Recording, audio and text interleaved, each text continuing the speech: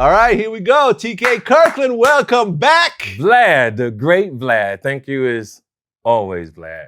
Always pay homage to a man that always looks out for a brother. I really appreciate you. Man, listen, always a pleasure and an honor. And what's actually interesting about this interview is that this is the first face-to-face interview we've ever done. Ever, in all these years. All these years. Now, we've been face-to-face before. Yes. Right? It's yes. like we've never actually seen each other in person. I've yes. been to your comedy shows and everything else like yes. that. But whenever we actually do an interview, it's always been remote before. Yes. This time, we're actually here in LA. Yes, and I believe, the pandemic has did some bad things to people, but there's always been some good things coming out of it. And by us actually doing this in person, I truly feel that my blessings is just gonna even get better after this. There we go. Yes, sir. Well, look, we can't go on with the rest of this interview unless we talk about the elephant in the room. Yes. And that is the Mike Tyson interview. Okay. That you did. Yes, yes.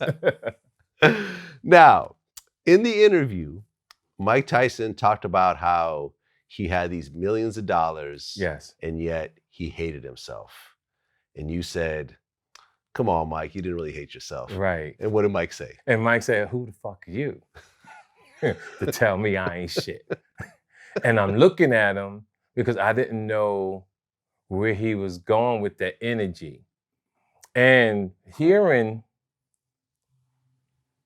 different stories from around the world, and people like, oh, Mike was about to jump in TK's ass and this and that. And I want people to know that me and Mike Tyson have been friends for over 40 years. We're good friends. And in that interview, I saw that my energy and the positive side that I have of myself to uplift other people, Mike didn't give a fuck. So my thing to myself was allow him to go down that path and not try to encourage him that he's a better man. Just let it go. Yeah, I mean, because you were just trying to be positive. Yes. And he's like, who the fuck are you to tell me how I feel? Yes. And he's calling you the N-word. Yes, like in an angry type of way. Yeah, and I could see if people don't know him, they could see how, whoa, this is about to jump off. Right. But Mike would never cross that line with me. At least I don't think so, but I'm 99% sure. Well, what's interesting is that we actually did an interview with Tyson recently. It's not out yet.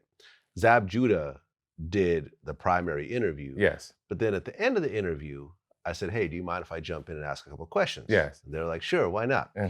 Before the interview, like Mike knew who I was. Yes. And he starts breaking down like all these interviews I did with street guys. Yes. Like, he knows Keefe D. He knows Brian Glaze Gibbs. Yes. From Brooklyn and everything else like that. So I'm like, okay, well, here's he knows Haitian Jack. Yes. So I'm like, okay, here's an interesting kind of form of questioning that I could talk to him about. So I'm like, Mike, it seems like you're cool with a lot of street guys. And then Mike was like, what do you mean by that? And then it was like this moment. Right. I'm like, well, it just seems like y'all are cool. Like, what are you trying to say? So you never know. You never know. And I'm sitting there, right? Now I got my security with me, right? And he's, I have armed security and everything else like that. But we're doing the interview at his gym, which is where you did the interview. But with us, we're in the actual boxing ring. Okay. Right? Okay. We're in the middle of the ring doing the interview there. Yes. My security's outside the ring.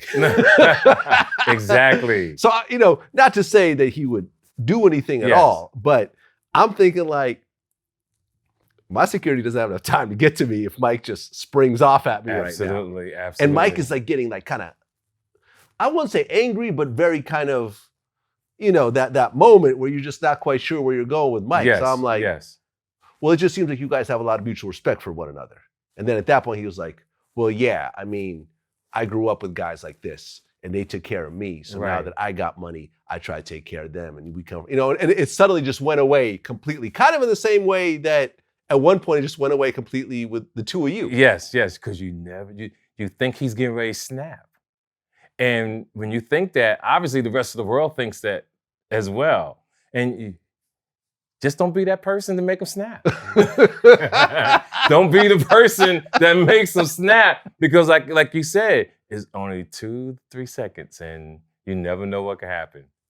Right. I remember he did that 60 Minutes interview a while back, or maybe it was Real Sports. Yes. Where like the interviewer said, some of your antics are clown-like.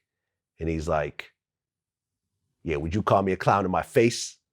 And the guy's like, no, I would not. Yes, yeah. You Some know? people, I could see, like that one interview, the guy, he was in Vegas, and I guess he was hanging with the mayor. And one of the interviews brought up the rape situation, which was inappropriate. Mhm. And Mike's like, you just, I could see it like it was just like, he's a piece of shit. Like, why would you want to bring that up now when I have my life together, I'm doing this and that. And that's just a shame with most reporters of the world. They think your past should harm you. In some situations it does, but you got to learn how to give people another shot and another opportunity. Just like with the election with Biden, right? Mhm. A lot of people didn't want to vote for Biden based on what he said in the 70s. And I truly feel he felt that way in the 70s. But me being where I've come from and grown to become a better man, I think with the years of experience and what he's gone through in life and the trials and tribulations and the tragedies have made him a different person, my own opinion. I agree. Which is Hmm. why I voted for him. Yes.